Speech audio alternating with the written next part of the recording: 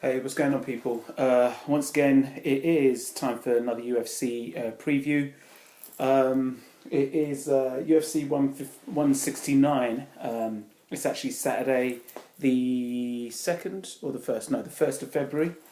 And it's UFC 169. The time is 4:46 Central Standard Time. So UFC's pretty much started already. Like the Fight Pass cards already started. I'm doing this last minute, so I'm going to quickly do this and then rush out.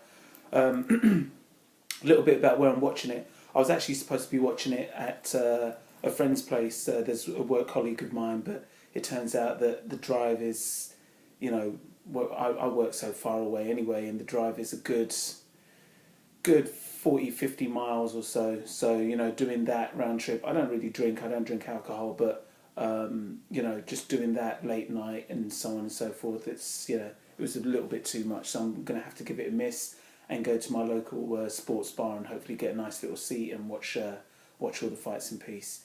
Anyway, that was that. The other thing is Uriah Faber is headlining this card, and I did want to do like a book review on Uriah Faber's Law of the Cage. Unfortunately, just due to like my job and everything else, just various other things getting in the way, I didn't manage to finish the book. So as soon as I finish the book, rest assured I'll still do the book review.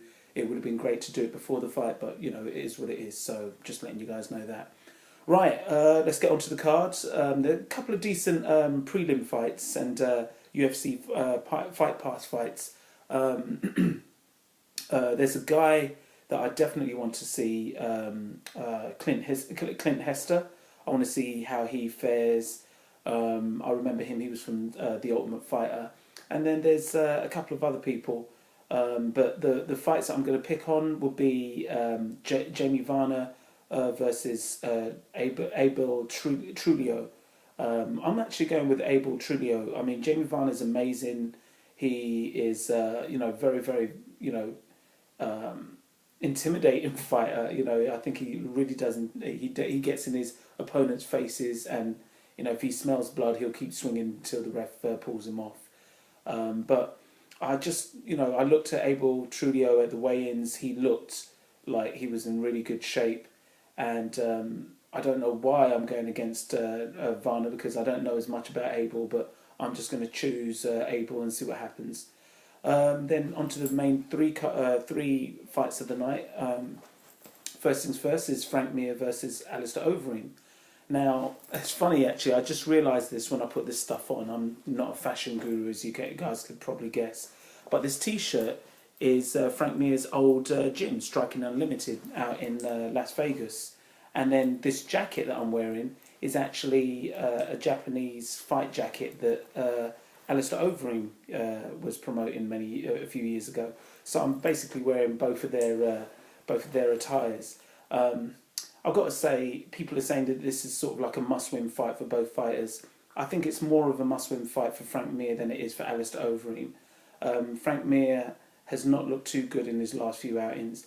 He went out to Greg Jackson's camp, and I thought personally that his technique might improve, and also just having someone else as head coach in charge would be better for him. That a head coach can like look at things in a way that you as a fighter may not look at things, and I really thought that was going to be a good move for Frank.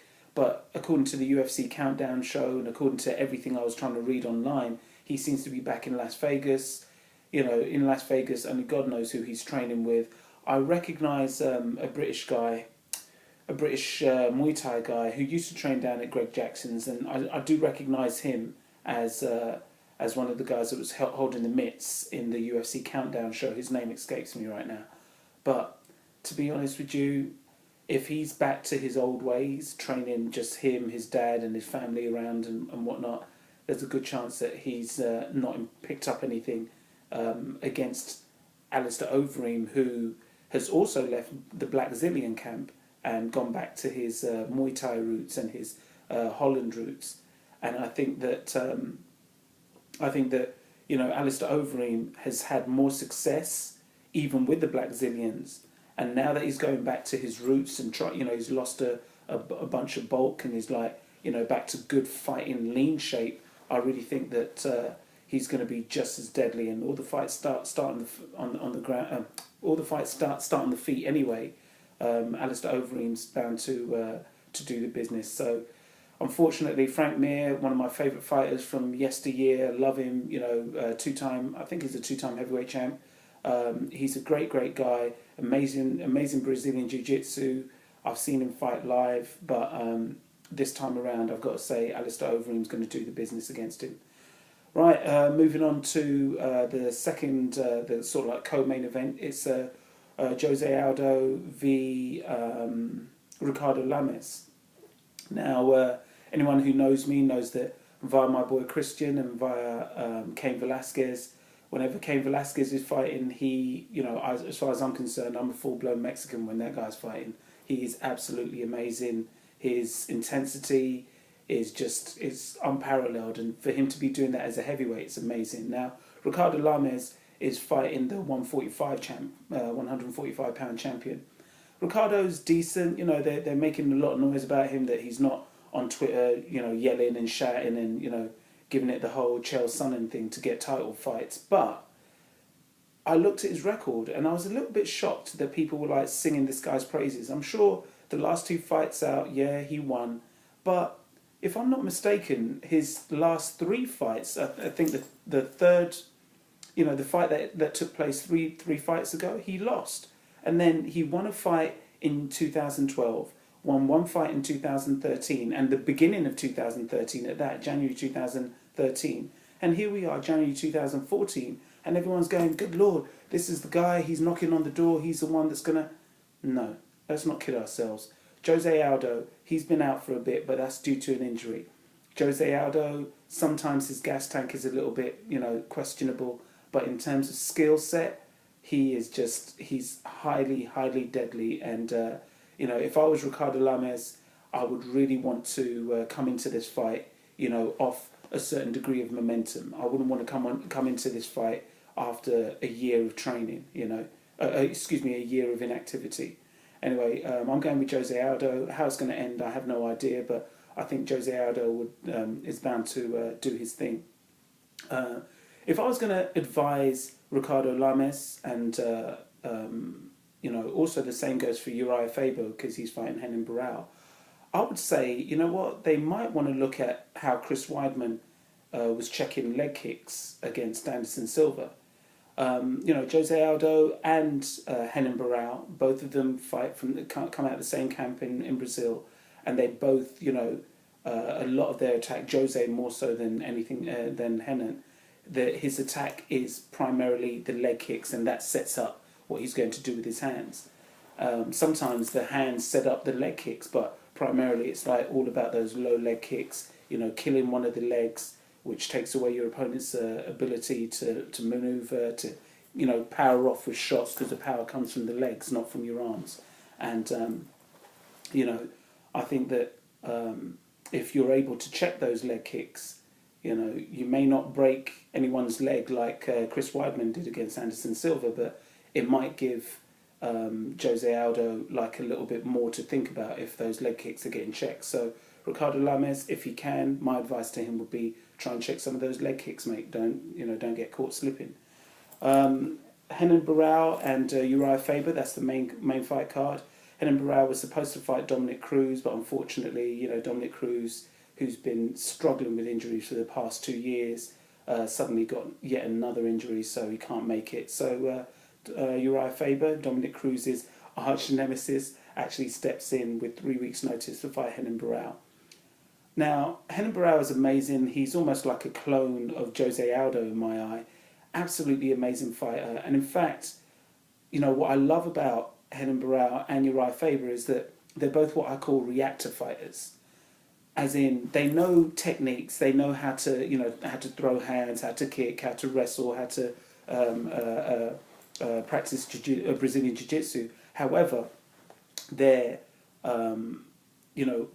execution of certain moves is more a reaction than anything else. If you see the kind of unorthodox things that Uriah Faber's done over the years, it's a reaction. I mean, long before John Jones joined the UFC, Uriah Faber was in the WEC, throwing spinning back fists and spinning elbows, and just jumping on an opponent midair and executing some kind of a half wrestling, half Brazilian jiu-jitsu move. He's a really, really athletic guy, really, really, creative guy in terms of what he's willing to do in the cage. If it will get him the win, he's going to try and do it.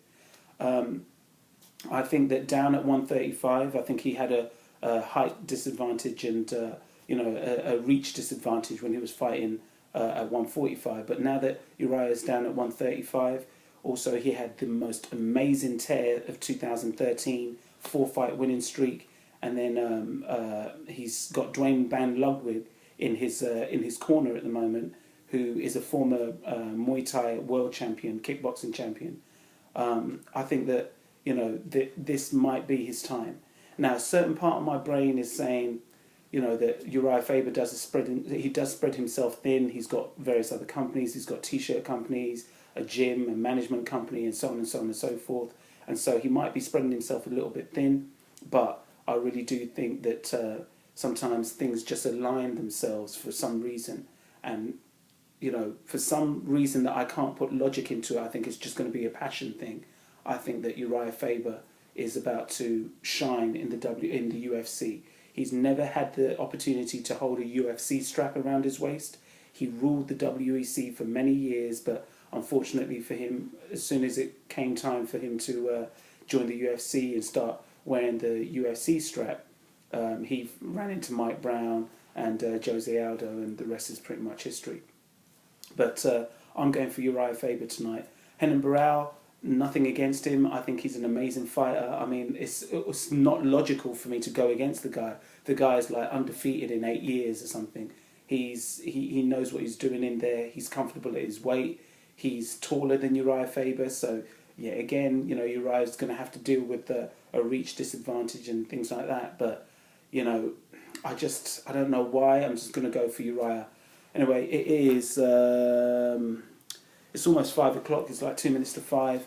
I've got to get out of here. I've got to, figure out where I'm going to go, watch this fight, and park up and get a good seat, because a lot of the sports bars and places like that, they fill up really, really easily on fight night. So I'm going to quickly watch this. When I come back, I'll break down what I can of the fights that I got to see, and I'll speak to you guys in a little bit. Take care.